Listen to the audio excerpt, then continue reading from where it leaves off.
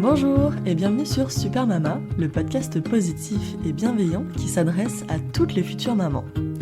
Je suis Lou, la créatrice et hôte de ce podcast.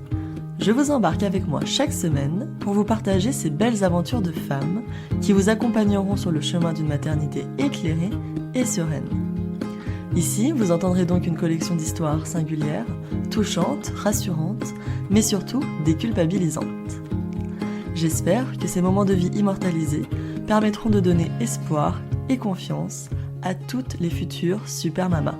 Je vous souhaite à toutes une merveilleuse écoute. Aider les femmes, les soigner, les réconforter, les sortir de leur isolement. C'est la mission que s'est donnée mon invitée du jour, Samantha. Lorsque Samantha et son conjoint découvrent qu'un petit bébé va bientôt débarquer, ils n'imaginent pas le choix impossible qu'il va leur être demandé de faire, celui de poursuivre ou non une grossesse déjà bien entamée suite à la détection d'une anomalie sur leur bébé. Après avoir subi une interruption médicale de grossesse, ce jeune couple décide de se relancer rapidement dans leur projet bébé et fort heureusement pour eux, la vie a pris le dessus et leur petite Cléo est venue se nicher au creux du ventre de Samantha. C'est donc en septembre 2019, après une grossesse plutôt sereine et un accouchement express, que Samantha a découvert le plus beau rôle de sa vie, celui d'être maman. L'entrée dans ce nouveau monde lui a aussi fait prendre conscience qu'il était peut-être temps pour elle de réaliser ses rêves professionnels en se lançant dans l'entrepreneuriat. Forte de son expérience et animée par l'envie d'accompagner des femmes dans leur féminité et leur parentalité, Samantha crée Amae, maison de périnatalité à Nantes. Un lieu de vie cosy et confortable qui permet aux futures et jeunes mamans de se rencontrer, de prendre soin d'elles et d'embarquer dans cette nouvelle vie avec sérénité. Dans cet épisode, Samantha se livre avec beaucoup de générosité sur le sujet trop peu évoqué de l'interruption médicale de grossesse, sur sa seconde expérience positive, mais également sur son nouveau challenge professionnel. Un épisode intime, riche et si précieux. Merci beaucoup à cette super maman pour sa confiance. J'espère que l'épisode vous plaira et bien sûr, je vous souhaite une merveilleuse écoute. Bonjour Samantha, merci beaucoup d'être aujourd'hui sur le podcast de Super Mama avec moi. Est-ce que tu peux, s'il te plaît, avant de commencer, te présenter en quelques mots? Bonjour, donc effectivement, moi je m'appelle Samantha, j'ai 36 ans, je suis maman d'une petite fille qui s'appelle Cléo, qui va avoir 4 ans, et j'habite à Nantes. Et je suis également la fondatrice d'Amae Maison de Périnatalité à Nantes. Ok, super, merci beaucoup Samantha. Alors justement, tu vas nous parler un petit peu de ton projet pro plus tard. Mais avant de commencer, est-ce que tu peux nous dire un petit peu, toi, quel était ton rapport à la maternité quand tu étais plus jeune fille? Est-ce que tu as toujours su que tu voulais être maman? Ou comment ça arrivé pour toi? Alors, c'est vrai qu'en étant plus jeune, je me suis pas forcément posé la question si un jour j'allais devenir mère. C'était dans le schéma que j'ai vécu avec ma famille. On est une famille avec deux sœurs. J'ai une grande sœur et une petite sœur. Et du coup, voilà, c'était un peu inscrit dans le schéma familial de fonder une famille. Après, je m'étais plus dit, ça allait dépendre de si je rencontrais la bonne personne pour fonder une famille. Et ce qui a été le cas. Et donc, du coup, est arrivé un moment dans notre relation où ça semblait évident qu'on avait envie de plus. Et du coup, le projet d'avoir un enfant et de fonder une famille s'est installé autant de mon côté que de son côté assez naturellement, en fait. Ouais, comment s'appelle ton conjoint? Alors, il s'appelle Arnaud. Ok. Il a 38 ans, il est originaire de Paris, comme moi à la base, puisqu'on a déménagé à Nantes il y a 3 ans. Et avec Arnaud, on s'est rencontrés il y a 8 ans, Ah oui. à l'époque où j'habitais à Londres, puisque j'ai travaillé, je travaillais en Angleterre à l'époque, et lui était à Paris, interne en médecine à Paris. Et en fait, on s'est rencontrés lors d'un week-end à Paris que je faisais avec des amis. Et voilà, on s'est rencontrés et puis on s'est plus jamais lâchés malgré la distance pendant quelques temps. Ça a été assez évident qu'on allait se mettre ensemble de façon sérieuse et du coup, je suis rentrée de Londres assez rapidement d'ailleurs pour justement qu'on s'installe ensemble à Paris et puis l'idée de fonder une famille s'est installée quelques années plus tard, on a pris le temps, hein, puisque lui-même était encore étudiant en médecine. Donc voilà, le temps de s'installer, le temps de profiter aussi de notre vie de couple à deux. Et ensuite, c'était en 2018 qu'on a commencé à penser à un projet enfant. Ouais, génial. Et du coup, bon, lui était partant, toi aussi. Est-ce que ce bébé est arrivé vite? Comment ça s'est passé, ces tout débuts? Alors, c'est vrai que l'entrée dans la maternité n'a pas été simple Ouais, pour nous, puisqu'on a été confronté à une épreuve dans la maternité qui est l'arrêt de grossesse, j'ai été une première fois enceinte en 2018 d'accord. et, euh, et du coup, on n'a pas gardé le bébé. La grossesse n'est pas arrivée à terme, puisque enceinte de 5 mois, on a détecté une malformation génétique chez le bébé qui faisait que le bébé n'était potentiellement même pas viable. Et donc, on a pris la décision très difficile hein, d'arrêter la grossesse, donc à 5 mois de grossesse. Euh, donc voilà, ça a été le premier pas dans la maternité pour moi. Et je me suis rendu compte que la grossesse, c'est pas du tout un long fleuve tranquille. C'est que voilà, j'avais absolument pas ni anticipé, ni même pensé qu'une grossesse pouvait mal se passer à cette époque. Je m'étais absolument pas renseignée parce que c'est difficile d'allier la vie, donner naissance, donner la vie à la mort ou à quelque chose qui pourrait mal se passer en tout cas. Et donc ça a été assez traumatique cette grossesse qui n'a pas abouti. Ouais, bien sûr. Mais on a été hyper soudés. Heureusement que notre couple était très solide pour affronter cette épreuve. Et au final, on a pu avancer assez rapidement puisque je suis retombée enceinte très très rapidement après le Ouais. fameux retour de couple. Et donc, je suis retombée enceinte assez rapidement. Et puis, voilà, grossesse qui s'est très bien passée. Le bébé qui était en pleine forme. Et donc ma fille, du coup, Cléo, est née en septembre 2019. D'accord. Et du coup, pour cette première grossesse, on a détecté cette anomalie à la deuxième échographie de 4 mois et demi, 5 mois? Oui, alors on l'a même détecté un peu plus tôt. Je me rappelle qu'à la première écho des 3 mois, hein, Mhm. on voyait que le bébé, qu'il y avait quelque chose qui n'allait pas. La taille du D'accord. bébé ne rentrait pas dans les courbes.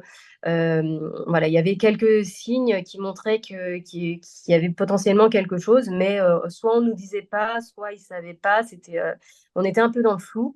Et au final, j'ai demandé un avis d'un autre obstétricien qui m'a tout de suite conseillé de faire une amyosynthèse Oui.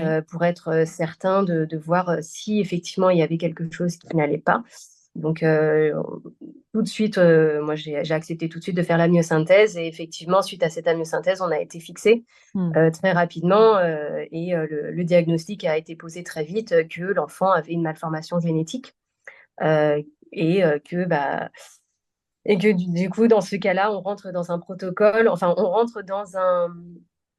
on commence à nous dire qu'on a le choix. Voilà, Ouais. on rentre dans un processus de voilà, vous avez le choix. Aujourd'hui, on vous offre enfin, on vous offre, non, c'est pas le bon mot. L'impossible choix, ouais. L'impossible choix de garder ou pas cet enfant en sachant que du coup cet enfant a une malformation génétique. Donc Mhm. potentiellement la grossesse pourrait même s'arrêter même si vous décidez de garder cet enfant et que si cet enfant naîtra, eh bien il aura des Des difficultés séquelles, ouais. moteurs, des séquelles voilà, Mm. moteurs et psychologiques aussi. D'accord. Et du coup, à un stade avancé comme ça, quand même, de 4 5 mois de grossesse, ils t'ont quand même fait accoucher du fœtus, du coup, du bébé. Comment ça s'est passé? Ça devait être hyper forcément dur pour toi, psychologiquement, physiquement aussi. C'est vrai à 4-5 mois de grossesse, on a déjà le ventre qui Bah oui. s'arrondit. On l'a annoncé à tout le monde, Mm. aux familles, au travail aussi. Et donc ça, c'est hyper compliqué à gérer, surtout quand on est certain de sa décision. Enfin, nous, on a mis quelques semaines hein, à se décider, puisque tous les jours, on changeait d'avis. Ah oui. Clairement, enfin, ce point impossible est pas si évident que ça.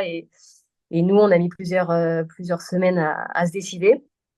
Et quand enfin on était sûr de notre choix, et bien, bah, effectivement, là, on rentre dans un protocole avec la maternité qui consiste à effectivement accoucher de Mm. cet enfant. Et donc c'est pas simple comme épreuve, mais on a été hyper bien accompagnés au niveau médical. Tout est mis en place pour que ça se passe dans des meilleures Mm. conditions possibles, si je peux dire. Bien sûr. Et, euh, mais effectivement, c'est un accouchement. Ouais.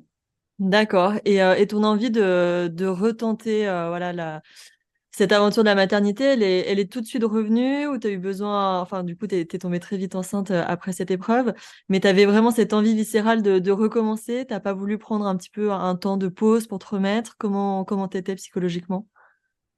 Bah, c'est vrai qu'après l'accouchement, c'est suivi une période de deuil, Mmh. mais j'ai pas voulu reprendre une contraception en fait, parce qu'on avait ce projet de fonder une famille qui était bien présent et que bah voilà, hein, la vie a fait que on n'a pas eu notre enfant, en tout cas notre enfant n'est pas né.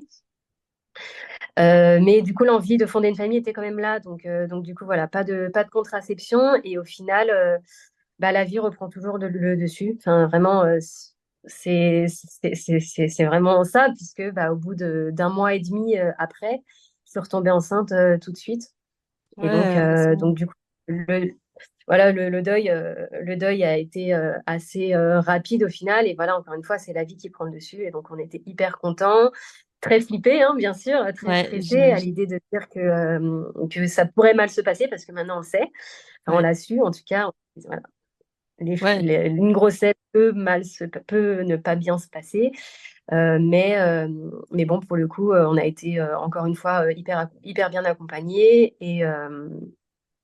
Et du coup, la grossesse s'est très bien passée. Le bébé allait très bien et moi aussi, notre couple aussi. Donc après, voilà, on n'a pas voulu chercher plus loin, on n'a pas voulu Mmh. surmédicaliser la grossesse, même si on nous l'a proposé. Tout allait bien, donc il n'y avait aucun, aucune raison de surmédicaliser la chose et on a laissé faire les choses normalement. Ouais, tu as quand même réussi à profiter, toi, de ces moments voilà, de femme enceinte. Tu as réussi quand même à être un peu sereine. Après 5 mois de grossesse, Ouais, je dirais, j'imagine, ouais. j'ai quand même laissé les Ouais. 5 premiers mois étaient pas simples. Après, j'ai pas été très malade, j'ai pas eu trop de maux de grossesse, pas plus que Mmh. ça, quelques nausées au premier trimestre. Mais voilà, effectivement, j'étais pas sereine parce que le premier trimestre de grossesse, je l'avais déjà vécu. Donc forcément, il y a cette appréhension. Mais sachant que le bébé allait bien, sachant que j'allais bien, voilà, je j'ai pas voulu trop stresser non plus. Et puis, mais c'est vrai que j'étais plus sereine après 5 mois. Ouais, j'imagine. Et l'équipe médicale t'a vraiment rassuré sur le fait que même s'il y avait eu un problème lors de cette première grossesse, cela n'empêchait pas du tout une grossesse classique, normale, pour un second essai? Non, pas du tout. Mmh. Il n'y avait pas de liaison, on va dire, entre les 2 différentes grossesses, quoi. Non, absolument pas. Non, non, c'était vraiment la première grossesse, c'est la génétique, hein, Ouais, c'est vraiment un peu je sais pas ouais. si je peux dire ça, hein, mais c'est un peu de la loterie. Mmh. C'est du coup voilà, le brassage génétique qui s'est mal fait. Et voilà, c'est un cas sur plusieurs milliers. Hein, Ouais, mais en tout cas, non, il n'y avait pas de risque. En tout cas, la probabilité était la même OK. pour qu'on ait cette même maladie. Et donc, bah, du coup, voilà, on l'a pas eu. OK, bon, tant mieux déjà si voilà, si ça s'est forcément mieux passé pour la deuxième fois. Est-ce que vous aviez demandé le sexe de cet enfant? Ouais, bien sûr, nous, Ouais? on voulait connaître le sexe de notre bébé. Ouais, c'était plus simple après pour se projeter, pour vraiment rendre la grossesse réelle, entre guillemets. Bien sûr. Donc, on a su assez rapidement que c'était une fille. Et donc, on était hyper contents. Parce que pour la première grossesse, c'était une fille aussi. Et du coup, moi, j'avais D'accord. absolument envie d'avoir une fille. Ouais. En tout cas, en premier enfant. Après, bon, pour un potentiel deuxième, peu importait. Mais bon, en tout cas, je voulais avoir une fille. Et donc on était hyper contents que ce soit encore une fille. Bon, génial. Et Arnaud, il a été, présent pendant ta grossesse? Comment il se préparait justement à l'accueil de cet enfant? Quel futur père, était-il? Ouais, il était hyper présent, hyper attentionné, surtout, enfin, il a été vraiment exemplaire lors de la première grossesse aussi. On a Ouais. été hyper soudés et je pense que ça soude le couple, hein. Vraiment, là, on a su qu'on était une vraie équipe. Et du coup, pendant la deuxième grossesse, c'était exactement la même chose. Il m'a toujours soutenue pour tout. Donc, je savais que ça allait être un super papa. Ouais, Et effectivement, il était hyper présent, que ce soit pendant la grossesse, à l'accouchement, et puis après, et même aujourd'hui, hein, c'est un super papa. bon, génial. Et justement, toi, pour l'accouchement, t'étais quel genre de future maman? Est-ce que t'étais plutôt flippée? Est-ce que t'étais hyper informée? Comment tu te préparais au jour J? Alors, je pense que j'étais pas assez préparée, je Ouais. dirais. Euh, Pas par manque de... Je pense que c'était plus par méconnaissance de Mm. tout ce qui pouvait se faire. Certes, c'était en 2019, donc c'était il n'y a pas si longtemps que ça, mais quand même. C'est vrai que toutes les informations, tous les accompagnements qu'on peut avoir aujourd'hui pour une femme enceinte, même il y a 4 ans, il n'y avait pas autant de choses, ou en tout cas, c'était pas si connu. Ouais. Et du coup, je me suis pas beaucoup renseignée. J'ai suivi les cours de préparation à l'accouchement classique avec ma sage-femme. Mais voilà, je suis pas allée chercher plus loin. J'ai dû acheter peut-être 1 ou 2 livres sur la grossesse. Mais voilà, c'est vraiment pas aller plus loin. On n'avait pas de projet de naissance Ouais. prédéfini. D'accord. On voulait un accouchement entre guillemets classique en maternité avec une péridurale. Moi, c'était Ouais. une évidence que j'allais avoir la péridurale pour pas ressentir les douleurs. Donc voilà, ça s'est très bien passé. Et puis, c'est vrai que l'accouchement, c'était quand même un deuxième accouchement. Ouais. Et donc, je ne sais pas si c'est parce que c'était un deuxième accouchement, mais en tout cas, l'accouchement s'est passé relativement vite, hein, Mhm. puisque j'ai eu des contractions. J'ai commencé à avoir des contractions vers 21 heures, le 18, non, le 17 septembre au soir, du coup, vers D'accord. 21 heures. Et Cléo est née à 1 heure du matin. Donc, Ah hyper oui, rapide. donc hyper rapidement, ouais, en effet, ouais. Du coup, tu Hyper étais chez rapidement. toi quand les contractions sont arrivées et vous avez pu après vous rendre à la maternité pour accoucher. C'est ça, j'étais chez moi, donc on habitait à Paris à l'époque, Ouais. et ce soir Arnaud était de garde à l'hôpital. Ah Donc oui. ouais, donc du coup, voilà, j'ai commencé à avoir des contractions vers les 21 heures. Enfin, je sentais que c'était des douleurs que j'avais jamais eues avant, qui n'étaient Hmm. pas vraiment très douloureuses, mais bon, en tout cas, j'avais une gêne. Et je me rappelle que la sage-femme m'avait dit, surtout, enfin, notez quand est-ce que vous avez ces douleurs, et si elles viennent de façon fréquente, c'est que c'est des contractions. Et donc, on était à 2 semaines du terme, donc D'accord. potentiellement, voilà, j'aurais pu accoucher. Et donc, effectivement, je commence à noter sur mon carnet à chaque fois quand est-ce que je ressens ces petites douleurs, ces petites gênes. Et je vois que c'est hyper régulier, c'est toutes les 10 minutes au début. Ah ouais. Donc, bon, voilà, 21 heures, j'envoie un petit texto à Arnaud en lui disant, bon, ça se trouve, c'est des vraies contractions, prépare-toi au cas où, parce qu'à tout moment, il faut que tu me rejoignes. Et donc là, il me dit, je dois aller opérer quelqu'un. Donc, Non, c'est pas le moment. voilà, il me dit, je dois opérer quelqu'un, mais je laisse mon téléphone à mon aide opératoire. Comme ça, si vraiment ça va pas, tu appelles, elle répondra. D'accord. Donc, je lui dis, bon, la sage-femme nous a dit que même si on a des petites contractions, on pouvait attendre 1 heure sans Ouais. problème. Puis, j'avais pas mal. Donc, je lui dis, écoute, je te rappelle dans 1 heure. Et donc, à 22 heures, je le rappelle et je lui dis, bon, là, ça s'approche, c'est toutes les 5 minutes et je commence à avoir un peu mal. Il faudrait que tu viennes peut-être pour qu'on aille à la maternité. Ouais, ouais. Et donc là, du coup, c'est son aide opératoire que j'ai au téléphone et donc c'est ce que je lui dis. Donc Arnaud a fini son opération quand même. Bon, il n'a pas bâclé, hein, bien sûr, la personne qui était sur la table d'opération, mais donc il a fini d'opérer cette personne et donc il m'a rejoint assez rapidement vers 22h30. À 23 heures, on était à la maternité et puis Cléo est née à 1 heure du matin. Ah ouais, donc ça a Voilà. été hyper rapide, quoi. Hyper rapide. J'ai pas eu, moi, je ne connais pas le travail de plus de 24 heures. Voilà, les douleurs intenses, j'ai pas vraiment connu ça. Donc, est-ce que c'était parce que c'était un deuxième accouchement? Je ne sais pas. Peut-être. Mais bon, en tout cas, ça s'est très bien passé. Avec la péridurale, j'ai quand même pu ressentir les contractions Ouais. sans douleur. ce qui était hyper bien parce que j'ai tout senti, hein, vraiment. J'ai même ressenti de la douleur quand Cléo est vraiment sortie. Ouais, donc c'était Mais bien dosé entre le fait ouais, de totalement. sentir et de pas non plus souffrir le martyr. Bah ouais, c'est ça, exactement. Ouais. Bon, Et et la donc voilà, donc rencontre elle est alors? arrivée. Ah bah, c'est super. Enfin, c'est un instant qui est unique dans sa vie, hein, je pense. C'est assez magique. Bah, d'avoir son petit bébé là qui sort et Ouais, puis qu'on se pose sur toi. Enfin, moi, je trouve ça assez fou. elle était en pleine Ah, forme, tout allait bien? ouais, tout allait bien. Elle était toute petite, toute mignonne. Non, non, c'était vraiment top. Vraiment Ouais, super. Et puis les génial. accouchements, enfin, moi, j'ai pas eu ni de déchirure, ni d'épisiotomie, rien. Ah ouais. Donc, du coup, voilà, on est allé en suite de couches. Et puis voilà, on a passé je sais plus, c'est 3 ou 4 jours à la maternité. Euh, où tout s'est très bien passé. Elle dormait tout le temps. Elle Ah faisait ouais, que dis donc le dormir. rêve. Et ouais, mais je me rappelle que, enfin, voilà, en tant que jeune parent, Ouais.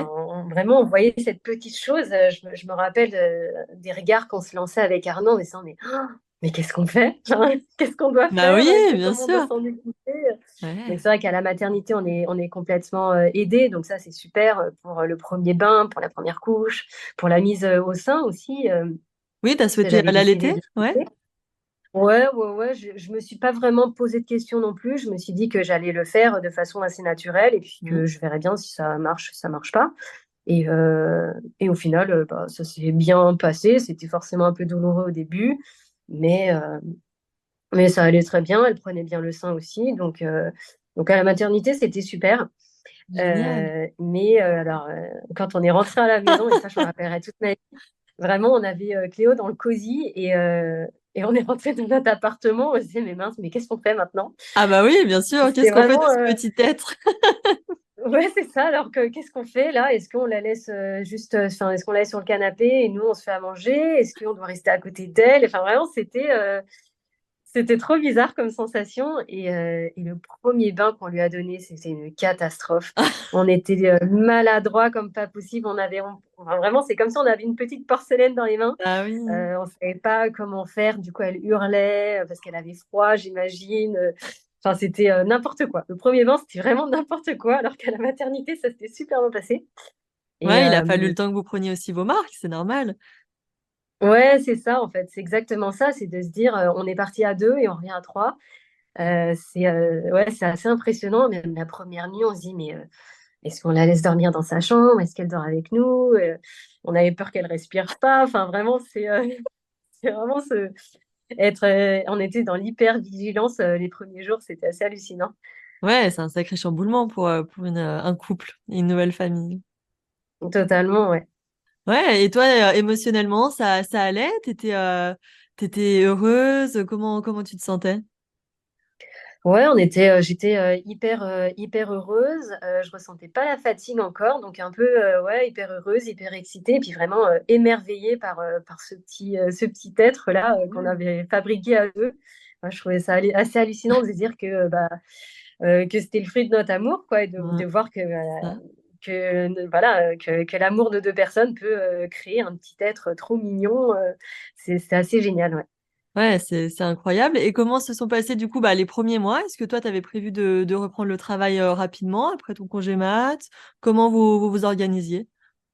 Alors les premiers mois, au début ça a été, puisque encore une fois, il y avait encore toute cette excitation, cet émerveillement, mais ça a vite laissé place à la fatigue, Ouais, au manque j'imagine. de sommeil, et puis à l'isolement du congé mat aussi, hein, puisque bah, Arnaud a dû reprendre le travail après 11 jours, parce qu'à Ah l'époque c'était oui, encore 11 ouais, jours, donc rien, enfin autant dire rien du tout, quoi. exactement. Donc je me suis retrouvée très rapidement seule avec ma fille. Après, on avait de la famille, des amis qui venaient relativement souvent nous visiter. Mais, euh, mais voilà, c'était juste, enfin, c'était pas un réel soutien de tous les jours. Mm. Et donc, du coup, ouais, c'était assez compliqué.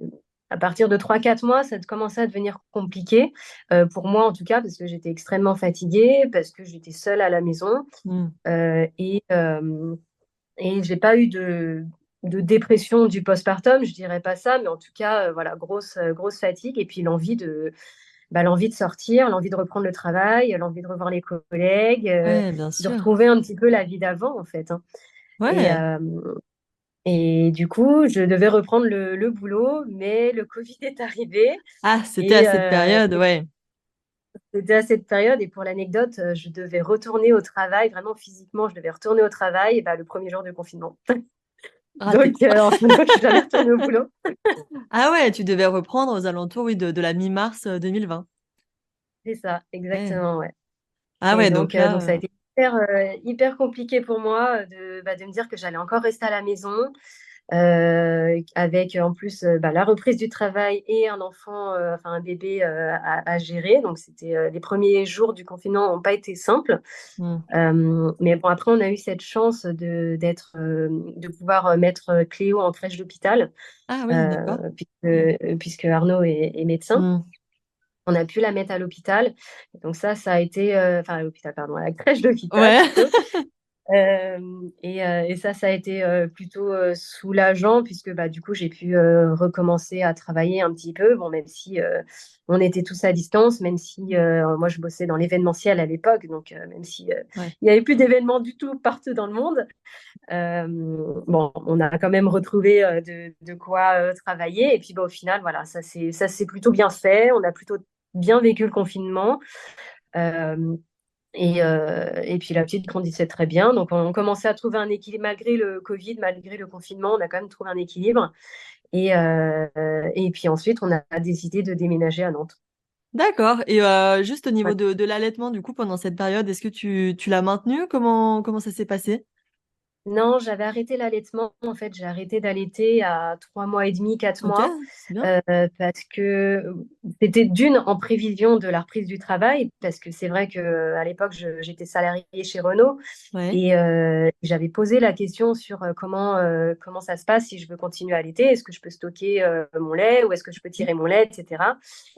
Et bah, les seules réponses que j'ai eues, c'était bah, vous pouvez aller aux toilettes pour tirer votre lait et par contre, on n'a pas de frigo. Donc Ah voilà, en gros, ouais. il n'y avait aucune solution. Hmm. Rien n'est mis en place dans ce grand groupe, bizarrement, alors que c'est quand même un grand Pour groupe, une hein, mais en grosse tout cas, rien n'était entreprise, mis ouais, c'est en place. clair. Ouais, c'est très dommage. Rien n'était mis en place pour les femmes qui allaitent. Donc, assez naturellement, je me suis dit Hmm. qu'il fallait que j'arrête l'allaitement pour la reprise du travail. Ouais. Donc, c'est un peu horrible de se dire qu'il faut qu'on s'adapte à sa boîte. Mais bon, l'un dans l'autre, moi, ça m'allait aussi de ne pas avoir à jongler entre tirer son lait au travail, le stocker, Oui, c'est une enfin sacrée orga, le hein. donner à la crèche. Voilà.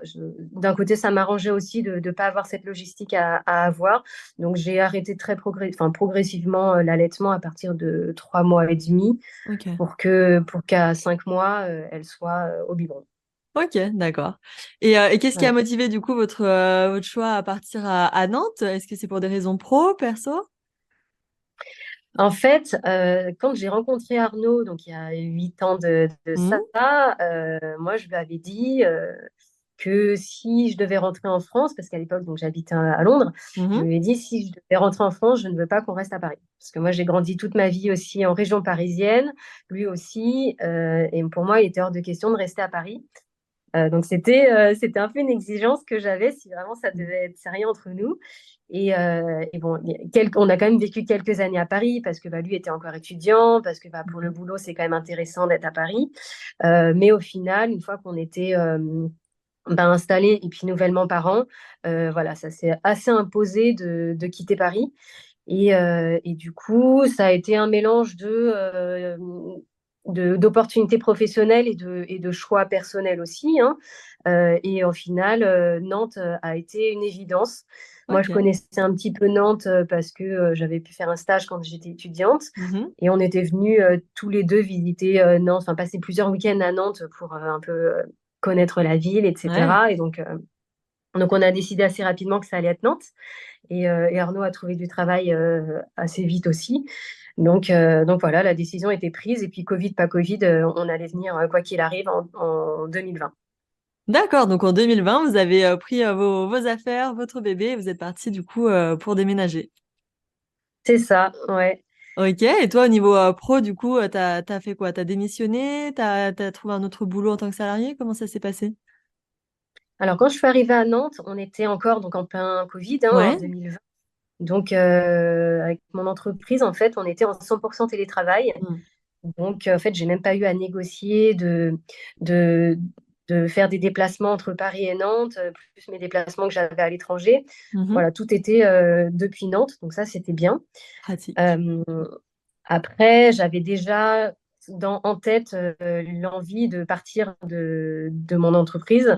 Mhm. Et donc, je m'étais dit que j'allais chercher tranquillement sur Nantes et que dès que je trouverais du boulot à Nantes, finalement, je démissionnerais. Mais bon, au final, ça ne s'est pas trop passé comme ça, Bah oui. puisque j'avais aussi dans la tête une petite graine qui avait déjà germé depuis quelques années, mais j'avais envie d'entreprendre. J'avais en tout cas plus envie d'être salariée. Mm. J'avais cette envie d'indépendance, de liberté dans le travail. Et un peu merci le Covid, puisque il y a eu un plan social chez Ok. Renault à ce moment-là et que j'ai pris, et donc qui m'a permis de partir de mon entreprise de façon plutôt sereine Bien sûr. pour justement réfléchir à bien savoir ce que je voulais faire après, tout en étant du coup à Nantes. Donc Ok. voilà, ça a été nouvelle vie perso et puis un renouveau aussi professionnel. Donc c'était cool. C'était bien que ça arrive en même temps. Bah ouais, génial. Et du coup, bah, quelle était l'idée qui a germé dans ta tête? Alors, à la base, et je pense que la graine a été semée, je pense, en 2018, hein, lors de la Ouais. perte de notre premier enfant. Je pense que c'est le point de départ de tout ça, et la maternité de façon générale, ma maternité. Euh, J'avais envie d'entreprendre pour les femmes. Ça, c'était une sorte d'évidence, hein, d'avoir envie d'aider des femmes. Et j'ai toujours aimé tout ce qui concerne le bien-être. J'adore Mm. les massages, j'adore aller me faire masser, etc. Et donc, voilà, l'idée de base, hein, vraiment de base, c'était de me dire, bah, pourquoi pas, je sais pas, créer un centre de soins, un centre de bien-être ou un centre de massage pour les femmes Mhm. enceintes et les jeunes mamans. Et donc, pour ça, je me suis formée au massage. Je me suis dit, Super. si je devais ouvrir un centre de massage, un spa, enfin, voilà, je ne savais pas très bien la forme que ça allait Ouais, ouais. avoir. Et si voilà, j'employais des personnes, il faudrait que je sache ce qu'elles font. Donc, je me forme au massage et à plusieurs techniques de massage et en me disant, finalement, en rencontrant d'autres praticiennes en massage, je me dis peut-être pourquoi pas m'installer à mon compte en tant que praticienne en massage, faire du domicile ou pourquoi pas trouver un petit local. Voilà. Donc, au final, je me lance un peu là-dedans. Je commence à masser des femmes Ah chez ouais. moi au début, dans la chambre d'amis. Mais je me rends vite compte que c'est pas enfin, c'est pas, il n'y a pas que ça, en fait. Je sens que voilà, que je vois plus gros. Et je me dis que si mon envie, enfin, si mon envie, c'est d'accompagner les femmes dans le bien-être, pourquoi pas s'entourer d'autres femmes euh, qui accompagne aussi des femmes dans le bien-être, dans la santé, pourquoi pas créer quelque chose d'un peu plus gros, en fait. Et donc là, je me dis, alors pourquoi pas créer un lieu physique qui rassemblerait plusieurs professionnels qui accompagnent qui accompagnent les femmes enceintes, les jeunes mamans. Pourquoi pas créer voilà, une maison de périnatalité. Ouais, Et génial.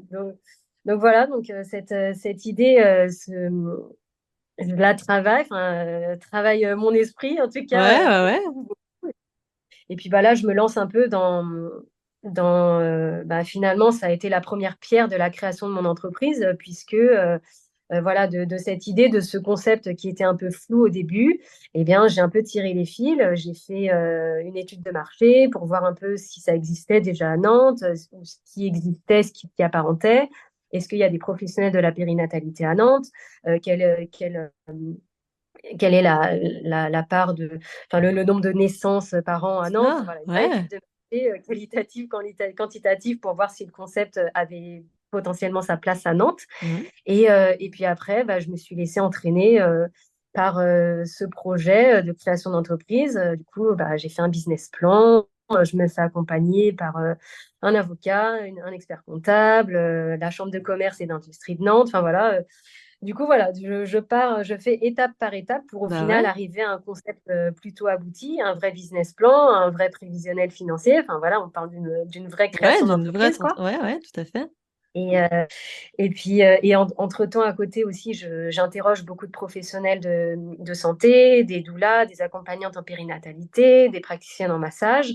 Je parle du projet et je sens un engouement de Mmh. la part des professionnels de la périnatalité. Donc, je me dis, bon, je ne dois pas être dans le faux. Et, et puis, bah, après, vient le moment où bah, faut chercher un local, puisque forcément, une maison de périnatalité, c'est un lieu physique. Et oui, Et donc, voilà, ça a pris un peu de temps pour chercher le local, hein. C'était pas simple, mais voilà, une fois que le local est trouvé, là, on enclenche une autre machine qui est bah, de faire appel à des banques, donc de pitcher auprès de banques, de pitcher auprès d'investisseurs. Et, et puis, bah, quand on a tout ça, bah, finalement, ça y est, le jour où j'ai eu les clés du local, je me suis dit, ouais, ça y est, c'est, c'est devenu une réalité, quoi. ouais, Mon sacré idée qui parcours, était, hein. ouais, enfin, c'est dingue de se dire que d'une idée, bah, on a quelque chose de vraiment réel. Et, c'est vrai que bah, quand j'ai eu les clés du local, il a fallu faire un petit peu de travaux, Bien forcément, hein, de sûr, travaux ouais. d'aménagement. Mais bon, voilà, une fois en fait, c'est marrant parce que ça m'a rappelé mon ancien métier chez Renault, qui était donc chef de projet événementiel, Ouais. où je mettais en œuvre un stand sur un salon de l'automobile, par exemple. Mmh. Euh, Finalement, j'ai géré mon projet de création d'entreprise comme j'ai pu gérer la création d'un stand chez Renault, si je peux faire le parallèle, Bien sûr. puisque bah, enfin voilà, j'ai livré un site physique et c'était la concrétisation de mon projet. Et donc, c'est vrai que bah, c'était en fin mai de cette année, hein, où bah, 2023, du ouais. coup, 2023, voilà, où la maison de périnatalité était prête, en tout cas à recevoir. Et en parallèle de ça, eh bien, j'ai consolidé l'équipe avec des super nanas qui me suivent pour certaines depuis le début du projet. Et donc qui ont fait aussi ce pari fou avec moi bah, d'investir la maison de périnatalité Génial. bah, pour installer leur activité. Ouais, Ouais, donc là, ça fait 3 mois que Amae, c'est ça, est né vraiment, c'est ça. concrètement, quoi. Exactement. Amae Maison de Périnatalité donc, a ouvert ses portes le 30 mai 2023, ouais, en plein centre-ville de Nantes. Ah ouais, génial. Et alors, pourquoi ce nom Amae, comment tu l'as trouvé? Ah, c'est une bonne question. En fait, à la base, je voulais trouver un nom qui soit plutôt court, plutôt Ouais, facile à prononcer et, si possible, avec une sonorité japonaise, parce que je sais pas, ouais. j'aime bien l'univers un peu du Japon, voilà. Pas parce que j'ai pas du tout d'origine japonaise, mais je sais pas, j'aimais bien les sonorités japonaises. Mais bon, je trouvais pas. Et en fait, je parle un peu portugais puisque j'ai fait des études au Brésil quand j'étais plus jeune.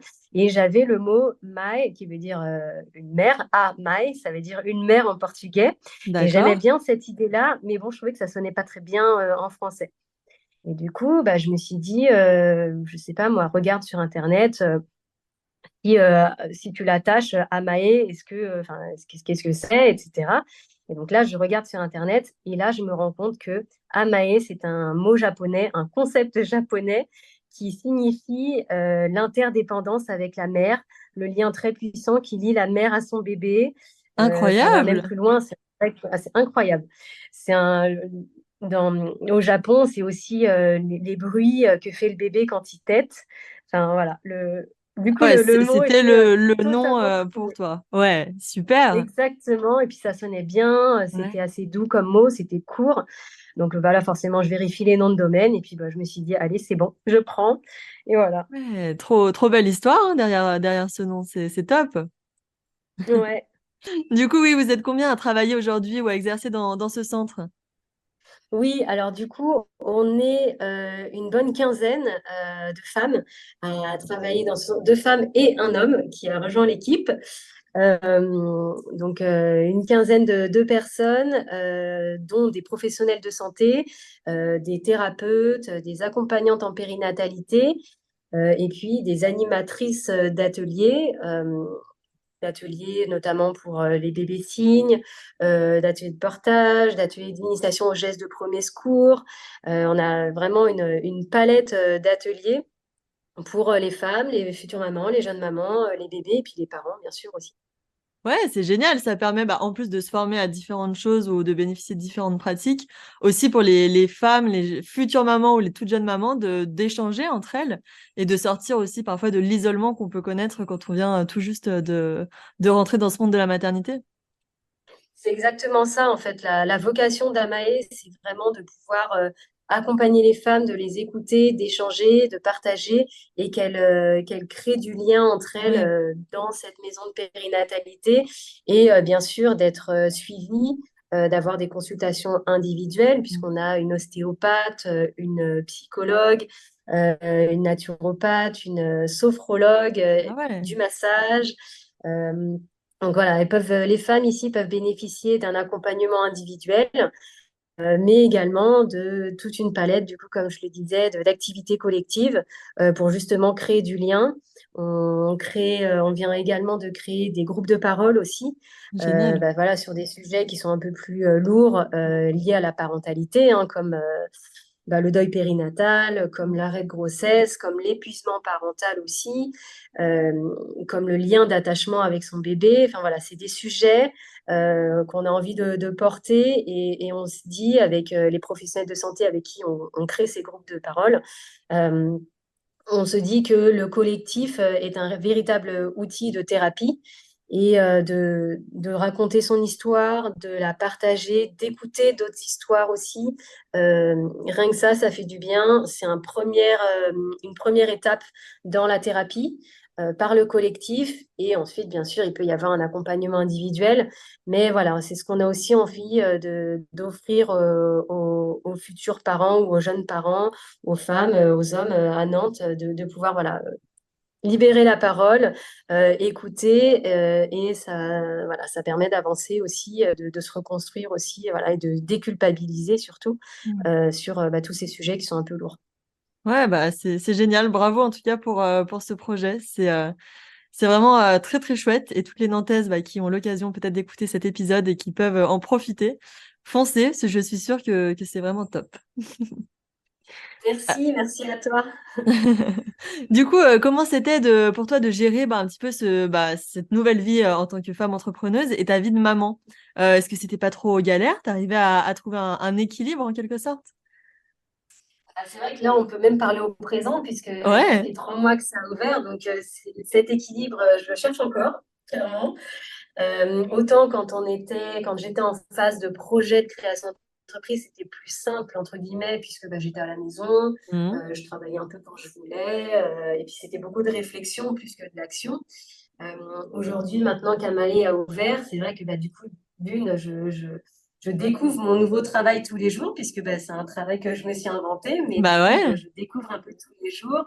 Je, je vois tous les jours, je fais des choses différentes tous les jours. Et c'est vrai que c'est pas forcément simple tout le temps, puisque quand on est entrepreneur, quand on est indépendant, la frontière entre la vie personnelle et la vie professionnelle est très fine et très, tout est lié. Bien sûr. Donc trouver un équilibre dans tout ça, c'est pas simple. Après, voilà, on est trois dans le foyer. Il y a aussi mon conjoint qui est mon premier soutien dans ma création d'entreprise. Donc, il est très présent aussi à la maison pour prendre le relais, pour s'occuper de notre fille. Euh, mais mais c'est pas simple de jongler. Bon, en tout cas, c'est un sacré challenge pour toi et Ouais. que voilà, j'espère que tu vas après réussir à ajuster tout ça pour pouvoir trouver le meilleur équilibre possible. Est-ce que vous pensez agrandir la famille ou pour l'instant, c'est pas du tout à l'ordre du jour?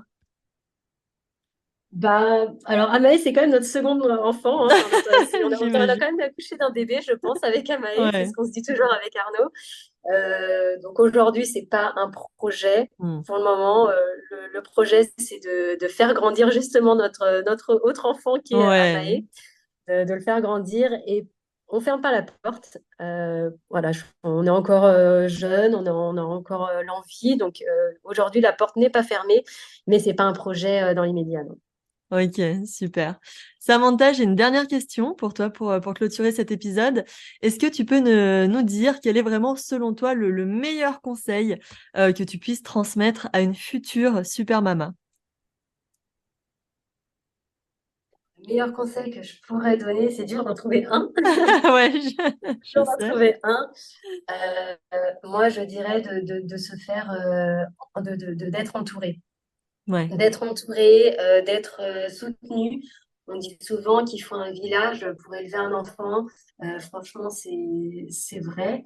Il c'est très difficile quand on est seul, quand on est isolé. Donc, c'est d'être entouré et d'être soutenu, que ce soit par sa famille, par son entourage, par des professionnels, par d'autres mamans aussi, enfin, d'autres femmes. Voilà, c'est d'être entouré. OK. Bah, écoute, merci beaucoup Samantha pour ton récit, voilà, pour ta confiance et puis bravo encore une fois pour ce projet qui est hyper intéressant et qui, je suis sûre, aidera beaucoup de mamans sur Nantes. C'est top et ça permet de créer du lien entre toutes ces femmes. Donc bravo à toi. Merci à toi et merci de m'avoir reçu dans ton podcast. Merci Samantha, à bientôt. À bientôt. Un grand merci à Samantha pour sa générosité dans cet épisode de Super Mama. Je sais à quel point il n'est pas facile de se livrer sur ces sujets si intimes, ces sujets de femmes, ces sujets qui nous concernent toutes finalement. Merci à elle d'avoir pris la parole et surtout d'œuvrer au quotidien pour aider ses sœurs de cœur. Bien sûr, si vous êtes nantaise, je vous invite 1000 fois à profiter de l'expertise des professionnels avec lesquels Samantha collabore. Que vous soyez une future ou jeune maman, il est temps de penser à vous et de sortir de l'isolement, alors surtout profitez à fond de ces endroits pour vous chouchouter vous et votre bébé. J'ajoute tous les liens pour retrouver les infos sur cet espace directement en description de l'épisode. Quant à nous, on se retrouve mercredi prochain pour un nouveau récit de maman. N'oubliez pas que si vous aussi vous souhaitez déposer votre histoire, vous pouvez me contacter par mail ou par Instagram. Je vous dis à la semaine prochaine et d'ici là, prenez bien soin de vous. Merci à toutes d'avoir écouté cet épisode. Si vous avez hâte d'écouter de futures mamas nous raconter leur plus belle aventure, vous pouvez vous abonner au podcast. Cela vous permettra d'être tenu au courant de la sortie des prochains témoignages. Vous pouvez aussi nous rejoindre sur Instagram pour échanger et partager. Pour celles qui souhaitent nous raconter leur super récit de maternité, vous pouvez m'envoyer un petit mot à l'adresse inscrite dans les notes de cet épisode. C'est avec un immense plaisir que j'échangerai avec vous. Je vous embrasse et je vous dis à très vite.